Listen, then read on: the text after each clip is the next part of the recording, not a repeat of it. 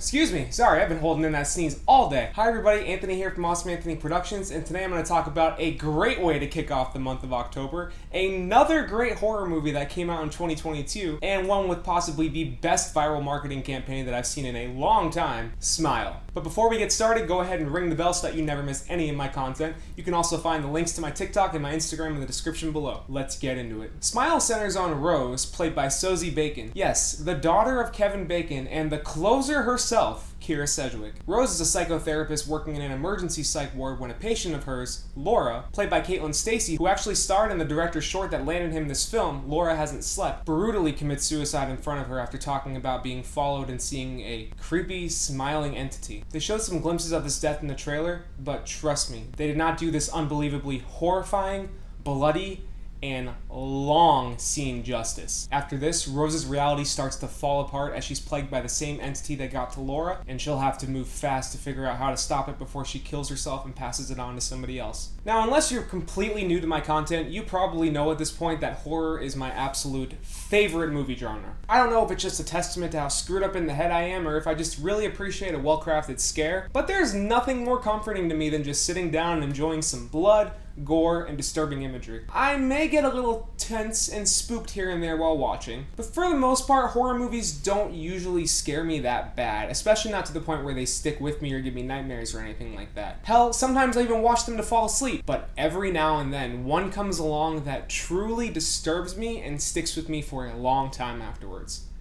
Last one was in 2018 with Hereditary. This year, it's Smile. Yeah, the premise is a little similar to 2000s horror movies like One Missed Call or The Ring, and similar to 2014's It Follows. And you can kind of predict where a lot of the film is going, especially if you saw the frickin' trailer, which I'll admit was an effective trailer but gave away like 90% of the scares. But where this movie earns its praise is in the incredible execution of all of that. From the plot to the jump scares and effects and everything in between, with plenty of twists to the formula that will shock you and an ending that I'm going to be thinking about for days. With all of this going for it, Smile is strong enough on its own, but it's really anchored by Sosie Bacon's performance. She plays unhinged yet determined so well and gives a very real performance of someone that's suffering from a mental illness and having a breakdown. It's nearly impossible to not sympathize with her throughout as she pleads with everyone around her, her friends, her family, to just listen to her and believe her and help her. Most of the focus of the film is on her, and the way they handle her character's unconfronted past trauma and turn it into a statement on mental illness makes for a thought-provoking watch that will leave you wanting to discuss it afterwards. It also allows for even more commentary on the way that friends and family react to people that they love when they are dealing with a mental health crisis, with the way that Rose's friends and family basically turn away from her at any chance that they get because they just think she's crazy. These themes and commentary are included into the script very naturally and never feel like they're beating you over the head with a message like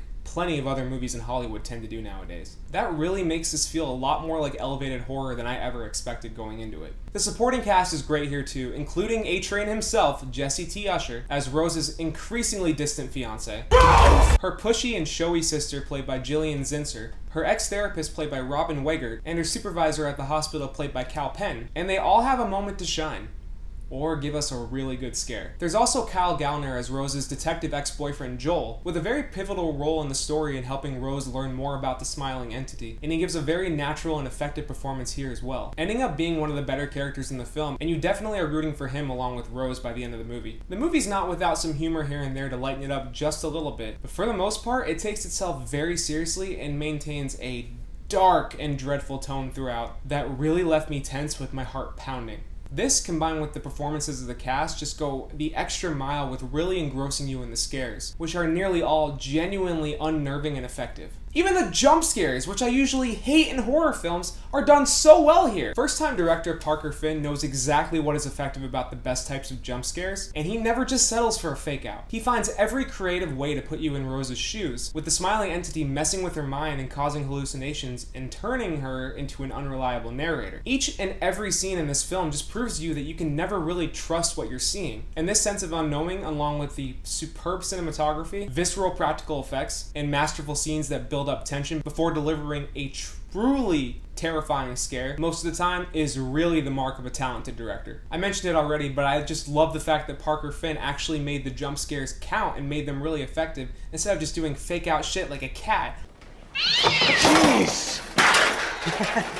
It was just a cat. Let's keep moving. Holy crap! What is up with that cat? Is someone throwing it? Or something like...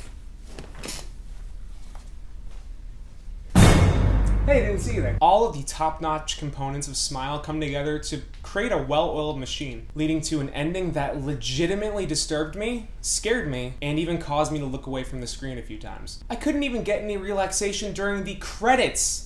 They boosted that volume all the way up and played some of the most unnerving and terrifying score that I've heard in a very long time. I was waiting to see if there was a credit stinger. There's not, by the way. And looking around during the credits with that loud, terrifying music playing and realizing that I was the only one in the theater, I got up and sprinted out and walked to my car very quickly. And I actually had nightmares about it. I had nightmares last night about a horror movie.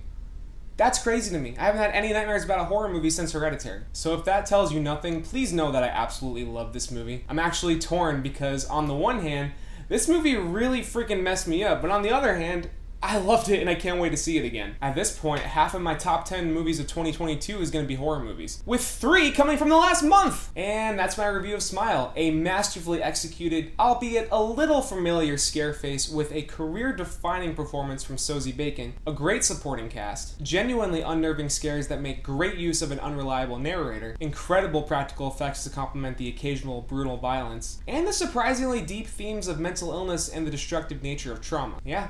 That's it. If you like this review or found it helpful, you know what to do. Go ahead and leave a like below. You can also leave a comment below and let me know what you thought about the review or the movie. While you're down there, go ahead and subscribe and ring the bell so that you never miss any of my new reviews or shorts. You can also find the links to my TikTok and my Instagram in the description below. You can also click or tap on these cards here. They'll take you to my review of Don't Worry Darling, or just over to my channel where you can check out my reviews, my shorts, and my old shit. Thanks for watching, everyone, and I'll see you on the next one when we continue the month of Spooktober!